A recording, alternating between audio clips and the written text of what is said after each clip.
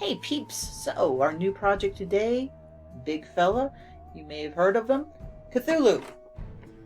We've got a 9-inch tall miniature, so when you compare him to other miniatures, he is of the correct size, much like the ancient dragon that sits on the bookshelf behind me. So Cthulhu was first introduced by H.P. Lovecraft back in 1928 in a short story called The Call of Cthulhu. He is considered one of the great old ones, part of the pantheon of Lovecraftian cosmic entities, and he is absolutely terrifying. I'm going to unbox him in a bit, glue him together, and we will start with a base coat for him, since this is a Reaper, and that means he tends to not be primed and ready to paint straight out of the box. But we're going to do something different with that, with his primer. So we are using the Army Painter Dungeons and Dragons official paint set as usual, the Adventures and Monsters paint sets, and we are also I went out and got a few more of the Master Series paints. We have our wet palette, variety of brushes, water, sponge, and paper towels, and the paper towels are going to come in extremely handy this time. Alright, so here is what we are going to do. Here is our list of paints. We're going to start off with the black surface primer. That will help with making a lot of the details on them pop.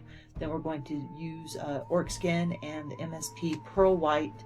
We're going to dry brush his entire body with the Orc Skin and the Pearl White. We're also going to use the white on the tips of his spikes, on his belly, and the interior part of his wings. We're going to start with a faded khaki, then we're going to move to an angelic yellow. Yes, I realize that considering he is an evil being of from cosmic entities, angelic yellow is a little bit silly, but you know what? I didn't name the paints.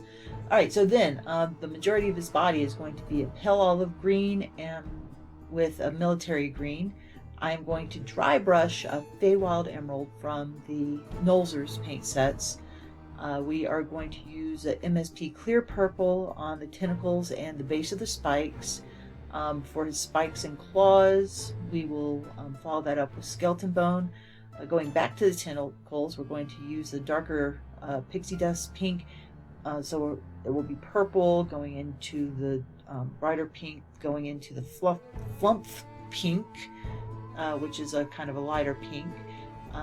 The head will have some blue in it, the ethereal blue for highlights, and then his eyes, the angelic yellow, and then the base that he's standing on will probably go with a good old-fashioned dungeon stone. But like I, as usual, I'll be playing around with it, using different paints depending on what mood strikes me at the moment. So, Cthulhu. Here he is. Terrifying being right there. He tends to drive those that see him into absolute madness. Some of the inspiration for the coloring comes from actually octopi from the deep ocean with the blues and the brighter colors. Alright, so let's go ahead, and I'm going to bust him out of his cage, glue them together, and go ahead and use that surface primer black on them.